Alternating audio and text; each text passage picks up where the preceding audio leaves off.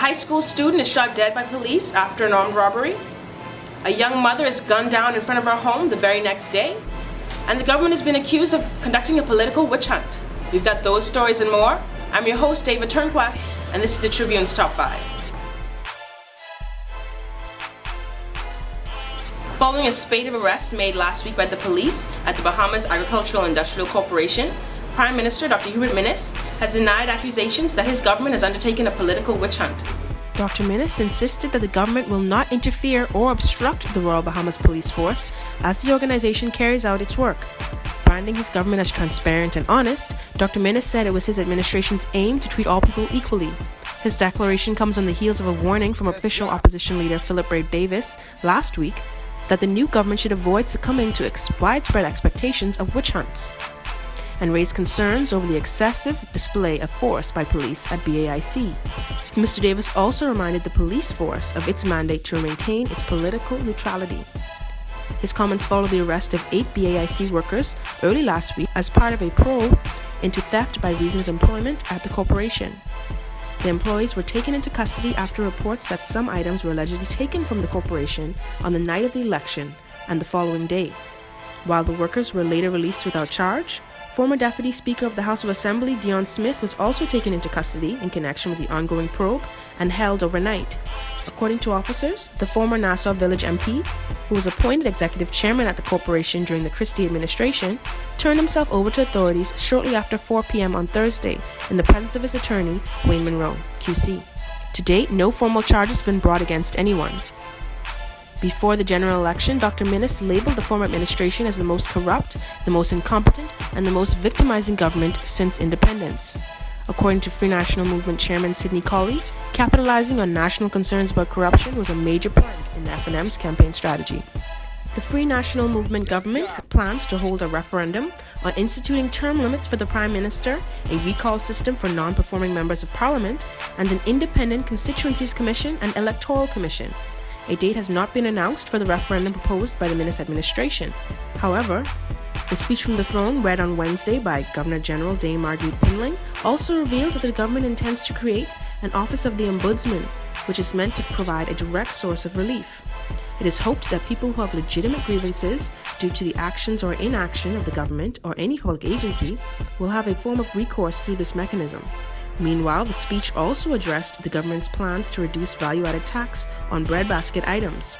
While in opposition, the FNM had pledged to eliminate the tax. However, on Wednesday, no mention was made of any plans to reduce or eliminate VAT from non-breadbasket items. It is not clear if this is a shift in the administration's VAT plans, as the Free National Movement has repeatedly promised in recent years to repeal VAT on such items, not just to reduce the tax rate on them. Progressive Will Party members this week highlighted the difference between reduction and elimination during their press conference, which immediately followed the speech from the throne. Leader of the opposition, Philip Brave Davis, claimed the government had changed its tune. In keeping with its campaign promise to wipe out malfeasance in government and increase transparency, the Free National Movement administration has pledged to bring several anti-corruption legislation to Parliament. Legislation was also promised to amend the Public Disclosure Act to include a campaign finance component and allow for a matter to be referred to an independent prosecutor. The new administration also promised yesterday to give the Office of the Auditor General more autonomy. The speech from the throne, delivered by Governor-General Dame Marguerite Pinling in Rawson Square this Wednesday, details the Minnis administration's ambitious 5-year plan and reveals how the government plans to enact legislation to establish the Office of an Independent Director of Public Prosecutions. In doing so, the government plans to divest the Attorney General of certain functions, such as the power to issue a fiat authorizing the commencement of legal actions in sensitive matters, or in noli prosecute, and transfer said functions to the Director of Public Prosecutions. Just 2 months away from walking down the aisle, a 23-year-old mother of 2 was shot multiple times in front of her home early Thursday morning.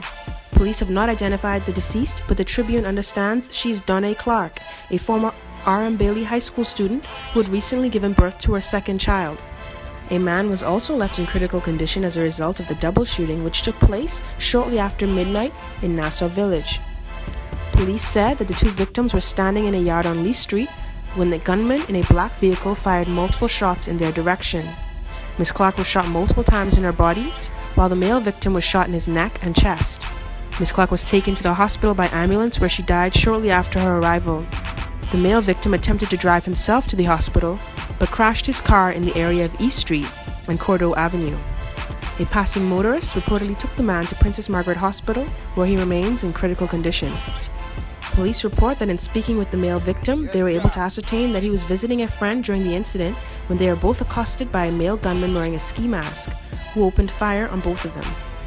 In an emotional post on Facebook, a woman who identified herself as Miss Clark's sister, Allie Smith, said that the young mother had spent some of her last moments running for her life and was allegedly shot 15 times before collapsing in front of their home.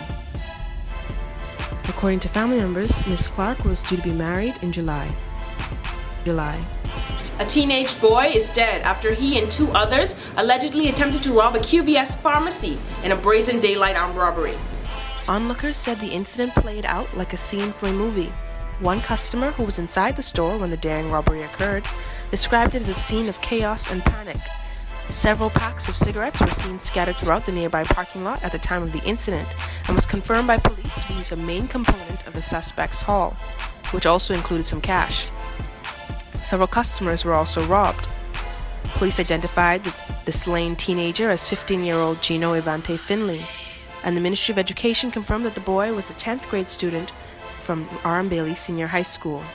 The reports are that 4 suspects entered the QVS pharmacy shortly after 11 a.m. on Wednesday, demanded cash and other merchandise from the employees and customers, tied up at least one employee, and attempted to tie up a male customer before fleeing the store on foot. Officers in the immediate vicinity responded and once on the scene encountered all 4 males, 2 of whom were brandishing firearms. Police gave chase, according to reports, which resulted in the suspects opening fire at police. Officers returned shots, fatally wounding one of the suspects. The remaining 2 suspects were caught by officers a short time later near the crime scene.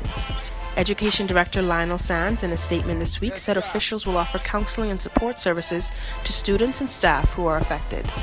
Want to get in on the discussion? Well, here's how you can. Like us on Facebook, Tribune News Network. Follow us on Twitter at Tribune242. Subscribe to our YouTube channel, Tribune242. Or log on to our website, Tribune242.com.